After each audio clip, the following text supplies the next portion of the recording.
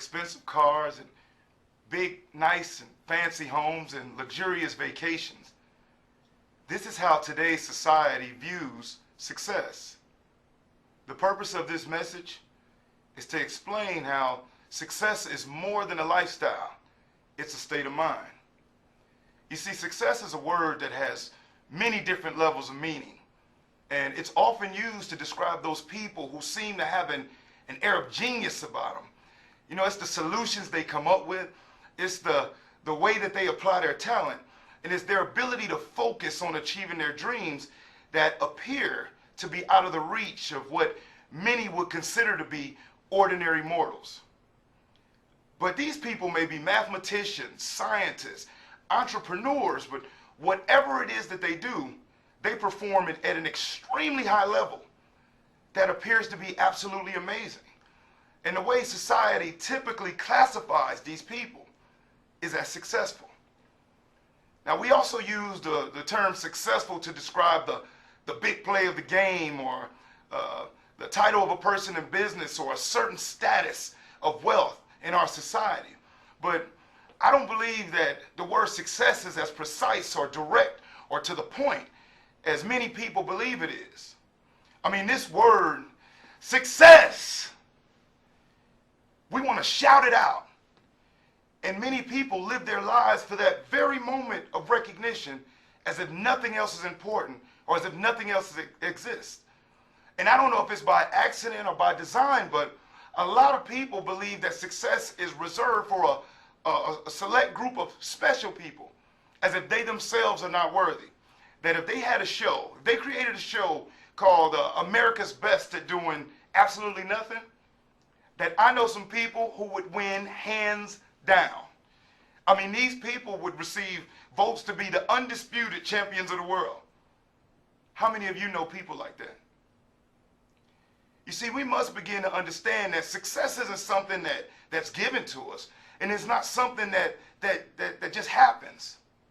Success is something that we experience when we do things and when we act in a certain way.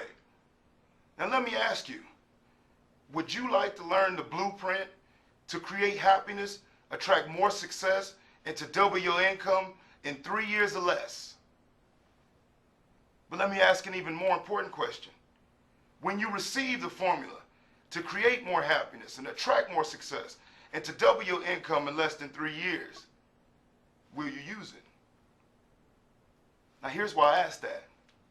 You see, many times we watch and admire the accomplishments of super achievers, and it appears as like it's something that just miraculously or happens supernaturally. When in truth, when we witness the brilliant performance or a successful achievement of a person in his or her profession, what we are really witnessing is someone who has thrown themselves passionately into their field for some time. And these super achievers have applied the same exact formula that I'm sharing with you here today to manifest their heart's deepest desires into their physical reality. See, when we watch and we admire the accomplishments of these super achievers and successful people, what we are really witnessing is the tail end of a much bigger and broader picture.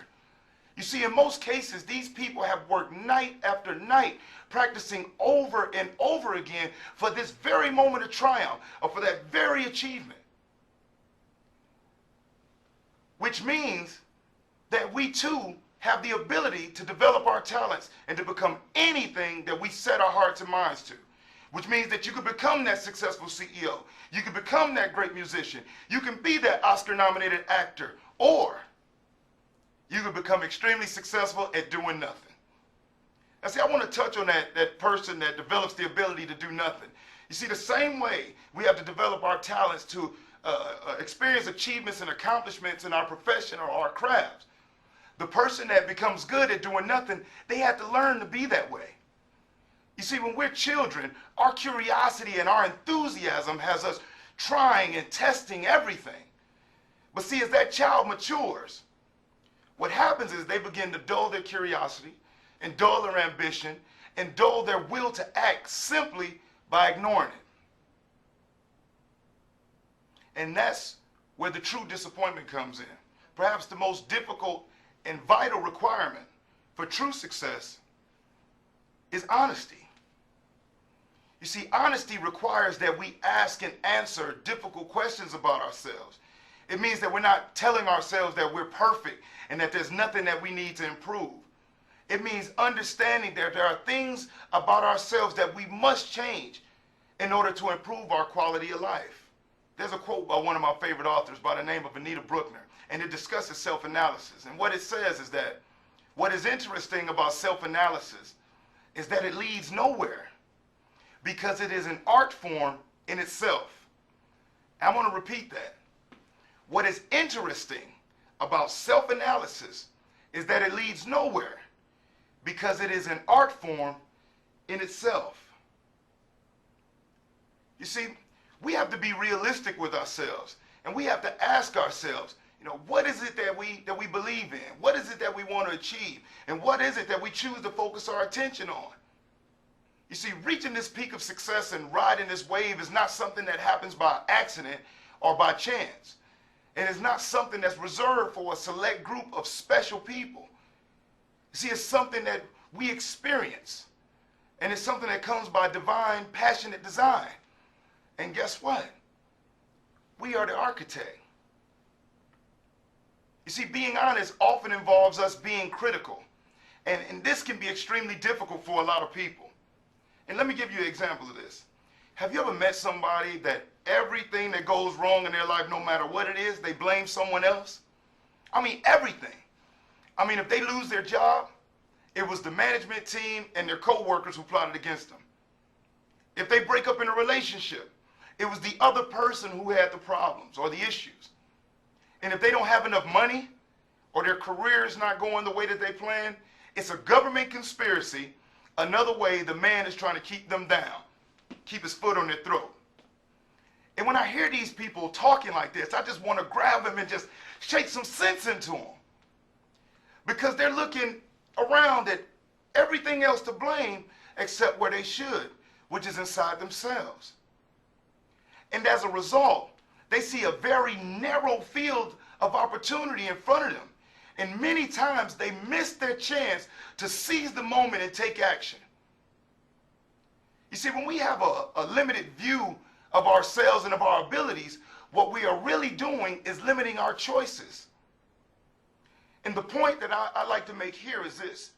We must pull back the veil of darkness, and we must remove the negative self-analysis or the negative self-talk. And in doing so, what we'll reveal and what we'll learn is that what we thought was limited ability and limited possibility was really just a case where we refused to see any other option. You see, there's a lot going on around us in our everyday lives. A lot. And as we've matured, we've developed the ability to block a lot of things out. But see, success needs fresh eyes. Success needs new options and new pathways. You see, success requires us to endure. It requires us to open up new doors and continue moving forward with our eyes steadily focused on our goal. And it doesn't require a new way of thinking. It's really an old one that you're really familiar with. It's the way we were when we were children. Now I want to ask you, do you have small children? Are you around small children quite a bit? If so, then you'll agree with me. You see, if you take a small child and you ask them for 12 months out of a year what they would like to be when they grow up, more than likely, you're going to get 12 different answers, right? Now, why is that? You see, that's because when we're children, we have not developed a fear of failure. But what happens is that the parent or the adult figure in the child's life begins to pass on their own failures and their own prejudices and their own experiences. And what happens is it begins to break down the confidence of that child.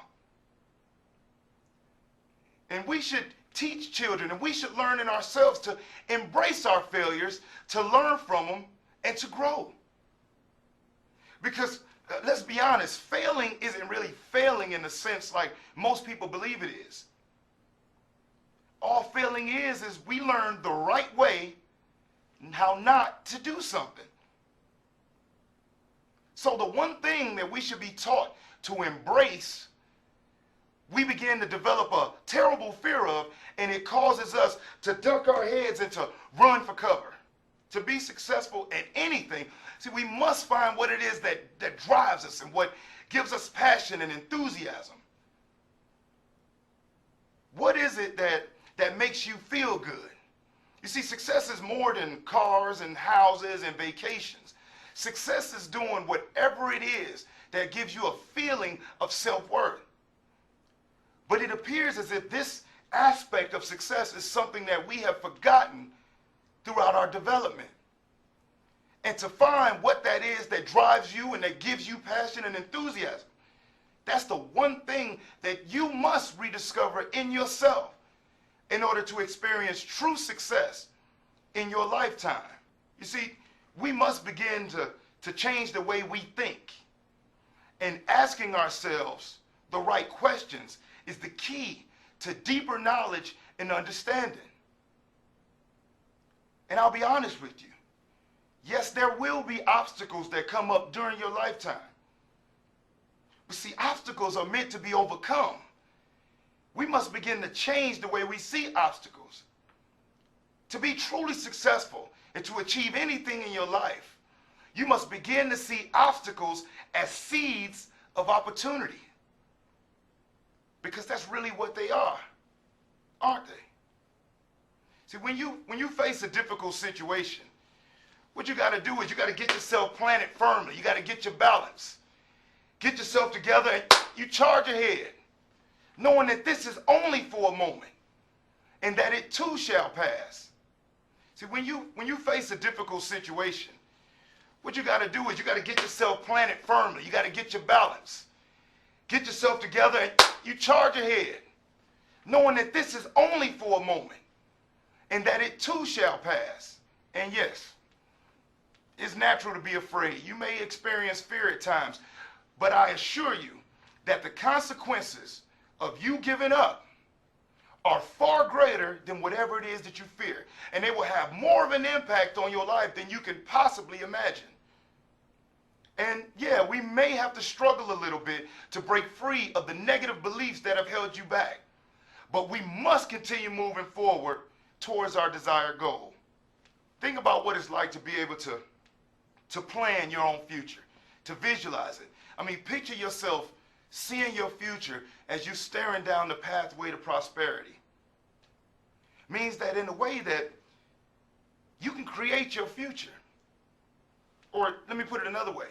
The future is yours to create. Now I want you to think about that for a minute. That's a very profound thing to understand. That the future is yours to create. Ask yourself this.